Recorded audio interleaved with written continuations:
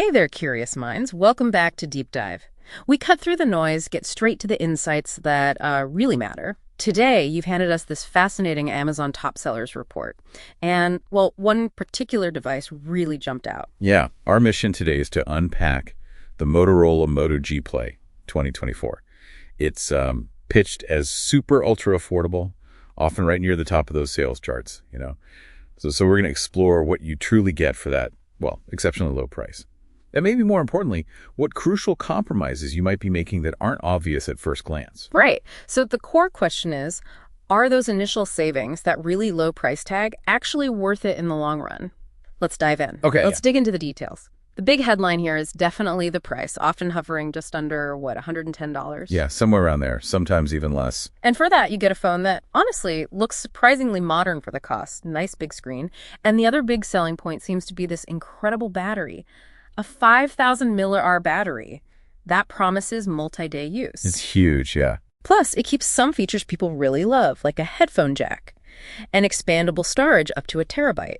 That's pretty rare these days. It sounds fantastic on paper, right? Almost too good to be true for the price. Exactly. But here's where we start to see how they actually achieve that ultra-low price. Yeah. This phone, well, it conspicuously lacks a couple of modern essentials. First, no 5G. No 5G. So you're stuck on older, slower data speeds. Yep. Just 4G LTE. Yeah. Which is fine for some, but networks are moving on.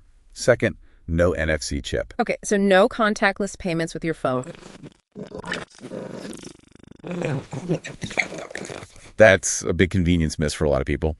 And while that massive battery is amazing capacity-wise, charging it, Let me guess. Slow. painfully slow. Yeah. It only supports 15W charging. 15 watts. Wow. Yeah, I mean, many phones today offer 30, 60, even faster charging. You plug them in for 15 minutes, you get hours of use. With this one, you're looking at over 2 hours, maybe more, for a full charge. Oof. Over 2 hours. It doesn't even come with a charger in the box. Oh, come on. Really? Yep. So that great battery, it's great, but it demands a lot of patience, and you have to supply your own charger. Okay, so hardware-wise, it's clear where some corners were cut. But what about the software? Because, often that's where the real long-term value, or maybe the lack of it, shows up. How does Motorola handle updates for a phone this cheap? This is where it gets really interesting. And honestly, a bit concerning if you plan to keep the phone for a while. It ships with Android 13, which is okay, but Motorola only promises one major OS update. Just one. Wait, Android 14 is already out. So you get Android 14, and that's it. That seems to be the plan. One major version bump. And maybe even more critically, they only commit to 2 years of security patches. 2 years? Hold on. Doesn't the average person keep their phone for 3 years, roughly? Way average, yeah. Sometimes longer. So for potentially the whole last year you own it, maybe more, your device could be a pretty significant security risk. Precisely. Yeah. And these aren't just, minor bug fixes we're talking about. Security patches are vital. They protect against new threats, new viruses, malware. Without them, your personal data, your banking apps, everything on your phone is just more vulnerable to exploits that newer, patched phones are protected from. It's kind of a hidden cost, isn't it? A hidden risk you take for that initial saving. That definitely puts a different perspective on it. So how does a brand like Motorola, they have this incredible history. How do they end up here, making a phone with these specific compromises? Yeah, that's where the bigger picture is interesting. Motorola's got this rich legacy, right? Early car radios, the first words from the moon, the iconic RAZR. Absolutely. But today, they're owned by Lenovo. And their strategy, particularly in the G series, has shifted dramatically. The Moto G Play really embodies this aggressive push to dominate the, let's call it, ultra-affordable segment. They're leveraging that trusted Moto name, which still has a lot of goodwill. Sure does. To move huge volumes of hardware with pretty thin margins. It's a calculated decision. They know exactly what features to cut, like NFC, like 5G, like long-term updates, to hit that sub-$110 price point. It appeals to a massive market, just looking for the absolute cheapest smartphone they can find. Okay, so it paints a pretty clear picture of the trade-offs involved.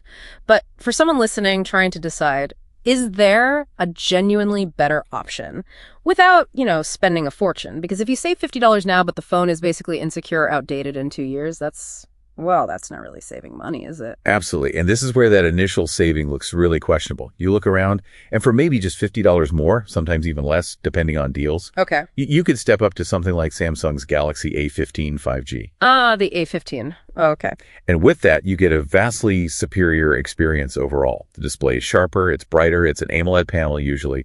You get 5G connectivity. Right, the fast data. You get NFC for contactless payments. Okay, convenience back. You usually get double the storage, like 128 GB standard. Right. But, and this is crucial, Samsung promises 4 OS updates. 4. 4 major updates compared to 1. Yes. And 5 years of security patches. 5 years. Okay, that's a huge difference. It's a night and day difference in terms of longevity and security. Your phone stays up to date and protected for much, much longer. It easily extends its usable life well beyond the Moto G plays. Wow. That really hammers home the point about short-term savings versus actual long-term value, doesn't it? So is saving that relatively small amount up front, maybe $50, truly bang for your buck if it means giving up modern features, security down the line, and probably needing a new phone much sooner? Yeah, I mean, the Moto G Play 2024 is just a stark reminder, isn't it? The absolute cheapest option isn't always the best value. It might solve an immediate need if you just need a basic smartphone right now. Yeah. But it definitely brings some pretty significant trade-offs you need to be really aware of before you buy. So here's a provocative thought for you, our listeners, to consider. In an age where so much of our lives are digital and cyber threats are, let's face it, constantly evolving, how much is that long-term software support, that ongoing security, truly worth to you, beyond just the initial sticker price? Something to mull over.